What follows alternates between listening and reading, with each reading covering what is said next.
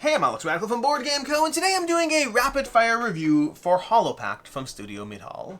Rapid-fire review is a format on this channel where I attempt to go ahead and give you a general overview of the game, as well as my thoughts and opinions, all in 10 minutes or less. Sometimes I make it, and sometimes I don't. Before we dive into this, I should note, this is a prototype, rules and components subject to change, and I'll have a link to the crowdfunding campaign down below. I also believe I only have some of what the full game has to offer. I think, at least the way the rules are structured, it seems to indicate that there will be more in certain things, such as the various scenarios you go through, but that means that I have had a little bit more of a limited experience than the full game, at least I believe.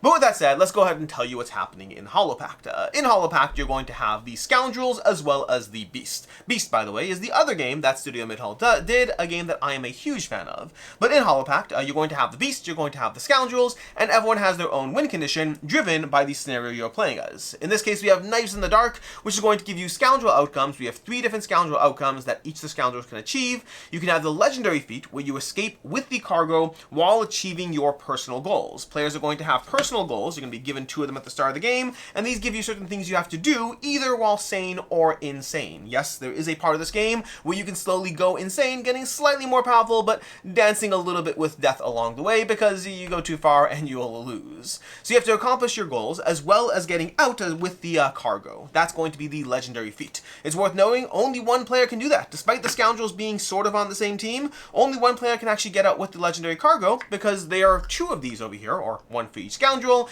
but then in some of them you have a dud. This is just a rock. It's not going to help anyone. And then in the other one you have the legendary cargo, this slightly more cooler egg over here that is the actual thing you're trying to escape with. And so players are hiding that, and one player, you may not even realize if it's you or not, will escape with that while accomplishing your goals. That's going to be the legendary feat.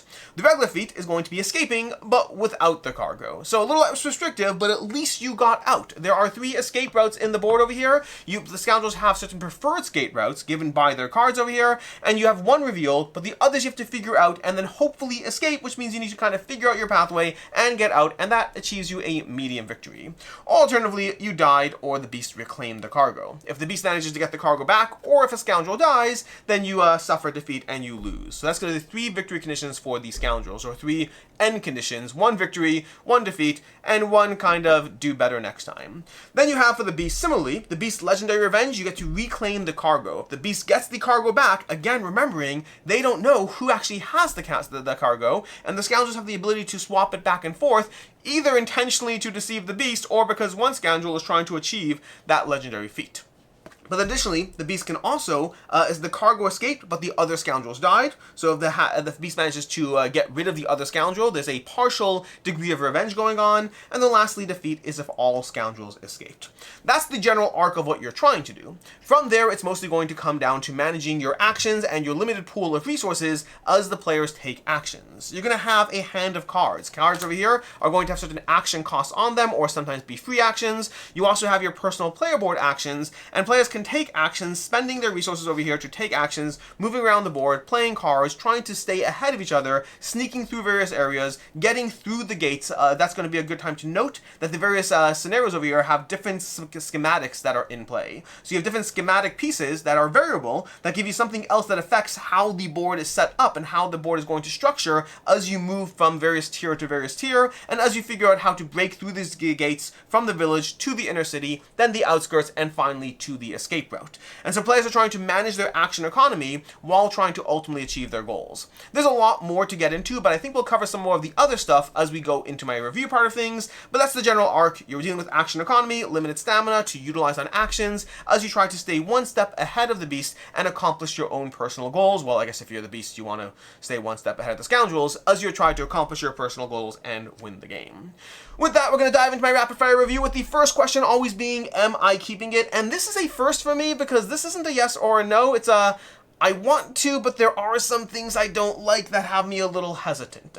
So I'm going to structure, let's go ahead and go from there. Right now it's very much in there's a lot of things I like, we'll come to those soon. There are some things that hold back the experience for me, we'll deal with those now. So for right now, the am I keeping it is a I want to. Why or why not? Well, I want to, but I should be more specific. Why or why not? That's a little more complicated, but I am going to focus on this as if I'm not keeping it. So why would I not keep it? What's the issues with this game?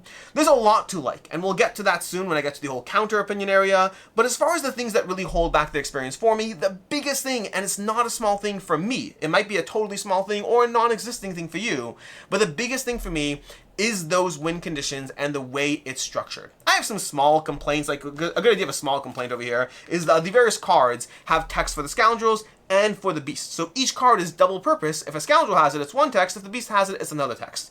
That kind of saves on card economy, but as opposed to Beast, their original game, Beast had a huge element where that was so important because you drafted cards, so having the abilities on the same card was such a huge tense decision point as you drafted things to your opponents. In this game, it kind of feels like they just copied what they did in Beast. It doesn't feel as necessary here. It feels a little bit out of place. Again, technically it saves on card stock because you're doubling up on the cards over there, but that's a small little nitpick where it felt like they were inspired by something they did and didn't actually have a mechanical reason for it to exist here. But that's a very small nitpick.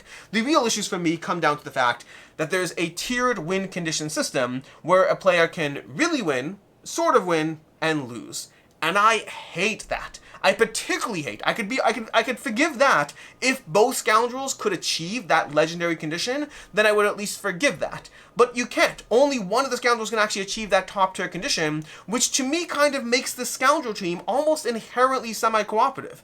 Because if I view the pursuit of that condition as the thing that I'm trying to do, which I do because you gave me an ultimate win condition, then that means I'm not really playing a cooperative game. I'm playing a one of us is going to screw over the other, at which point it happens is a different conversation. So to me, I found the tiered victory conditions incredibly unsatisfying in a game that, other than that, is incredibly satisfying. We'll get to all of that soon. But for me, I really don't like the way the win conditions are structured. I should note, because this is a scenario, and I believe there will be multiple scenarios, maybe that won't be the case in other scenarios, but in the only scenario I have, it really...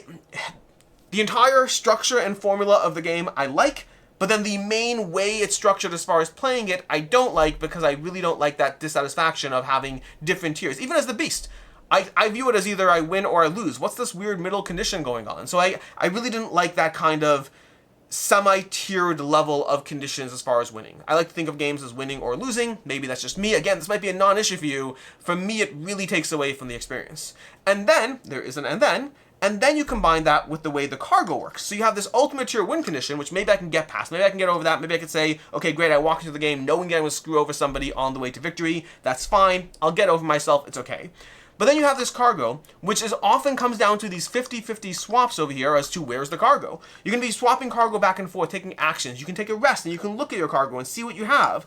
But effectively, lots of times during the game, you have this weird game of where is it? Like, you know, you're playing the shell game with the cargo, which, while I don't mind the shell game as a small construct into itself, I don't like the shell game when it's a huge part of a much larger experience. I can play the game incredibly well, but if I make the wrong call as to where the cargo is, if you double bluff me when you exchange it with me, or if you're the Beast trying to get a hold of the cargo, too much of the game relies on what could be a little bit of a shell game, which to me I like as a semi-mechanic. I don't like it as something the entire game state of winning or losing hinges upon. As far as other games I'm going to recommend, first of all, and most obviously, I'm going to recommend Beast. This definitely does feel like it has vibes of Beast, very, very different mechanically, but it feels like they brought that universe over to it, and for the most part did it justice, because again, there's lots I like, we'll get to that soon, but overall, I definitely recommend checking out Beast if you like Hollow Pact or like what you see here. Sorry, but like what you see here. Or alternatively, I'll also say Agent Avenue is another game that I recommend, which might feel like a weird recommendation, but the reason I'm recommending Agent Avenue is that's a game that kind of has that shell game concept, that double bluff, like what am I doing, what's that, read into my mind, what did I do or not do, but it does so in a smaller, more limited experience, which is where I tend to like that kind of mechanic. I don't like it when larger games hinge upon it. I like it when they're either smaller parts of a larger game, or it's the entire game, but it's small and wrapped up. And I really do like that mechanic. It's just, to me, it depends on how and where it's applied.